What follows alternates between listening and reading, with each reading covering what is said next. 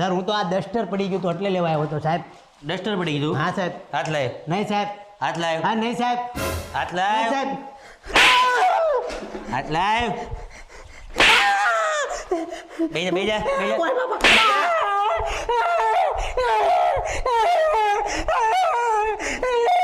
અલા હડકાયો લાય. હડકાયો છો લે. બહુ વાગ્યું સર. હલતો નહીં. સર મારું પેપર. મારું પેપર. બે લાફા નાખે ને તેને હમણાં. અત્યારે સર સાટો બળે છે સર.